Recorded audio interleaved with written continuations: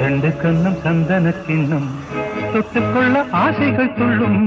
ரெண்டு கண்ணம் சந்தன கிண்ணம் தொட்டுக்கொள்ள ஆசைகள் துள்ளும். பூவை கையில் பூவை அள்ளி கொடுத்த பின்னும் தொட்டு தந்த கையில் மனம் வீசுது இன்னும்.